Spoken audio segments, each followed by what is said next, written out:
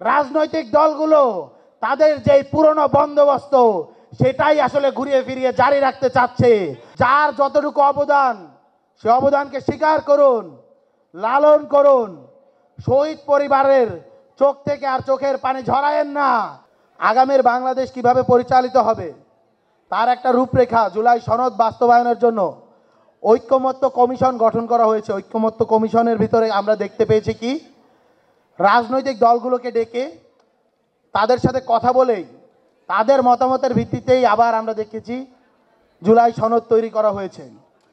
আচ্ছা, রাজনৈতিক দলগুলো কি বাংলাদেশের প্রত্যেকটা জনগণের যে কালেকটিভ পালস সেটিকে ধারণ করেছিল? সেটিকে যদি ধারণ করত তাহলে তো রাজনৈতিক দলগুলোর নেতৃত্বে জুলাই গণ অভ্যুত্থান সংগঠিত হতো, ছাত্র জনতার নেতৃত্বে জুলাইয়ের যে অভ্যুত্থান সেটি সংগঠিত হওয়ার প্রয়োজন পড়তো না। আজকে 2 আগস্ট গত বছর এই দিনে আমি রিফাত রশিদের মুখ থেকে অসহযোগ আন্দোলনের ঘোষণা গিয়েছে, সেটা তো কোনো রাজনৈতিক দলের নেতার মুখ থেকে যাওয়া উচিত ছিল, সেটা তো বিএনপি নেতার মুখ থেকে, সেটা তো জামাত নেতার মুখ থেকে, সেটা তো গণ অধিকার পরিষদ নেতার মুখ থেকে, সেটা তো ইসলামী আন্দোলনের নেতার মুখ থেকে যাওয়া উচিত ছিল।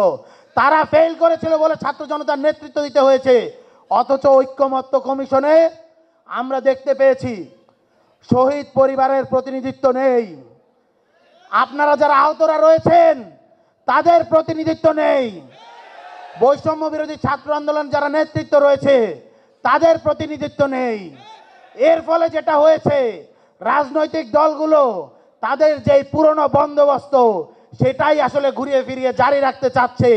শহীদ পরিবারের কথা, আহতদের কথা, জুলাই নেতৃবৃন্দের কথা জুলাই সনদ, জুলাই প্রোক্লেমেশনে উঠে আসতেছে না। আমি আপনাদেরকে একটা ছোট্ট উদাহরণ দেই। জুলাই সনদের যে খসড়া সেটা বাজারে ঘুরে বেড়াচ্ছে, সোশ্যাল মিডিয়ায় ঘুরে বেড়াচ্ছে, সেখানে আমরা দেখলাম বৈষম্য বিরোধী ছাত্র আন্দোলনের ডাকে জুলাই গণ অভ্যুত্থান রচিত হয়েছে। অথচ এই শব্দটা তো হওয়া উচিত ছিল বৈষম্য বিরোধী ছাত্র আন্দোলনের নেতৃত্বে, জুলাইয়ের শহীদ এবং আহতদের নেতৃত্বে জুলাই গণ অভ্যুত্থান সংগঠিত হয়েছে। এই ভাষাগুলো লেখা নাই।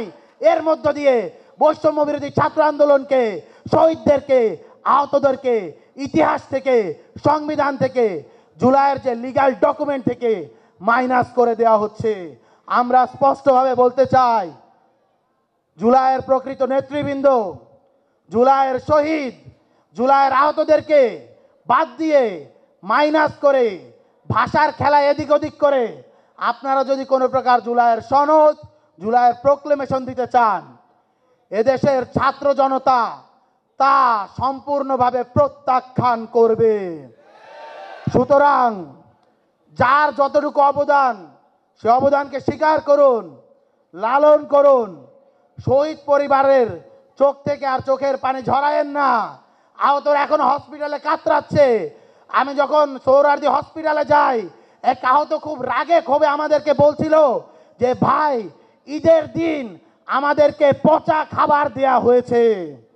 আমরা স্পষ্টভাবে বলে দিতে চাই, আহতদের প্রতি এই যে বৈষম্যমূলক আচরণ, এই আচরণের একটা বড় কারণ আমরা এভাবে বলতে চাই না, কিন্তু বিগত 1 বছরের কথাবার্তায়, 1 বছরের আচরণে বলতে বাধ্য হচ্ছি।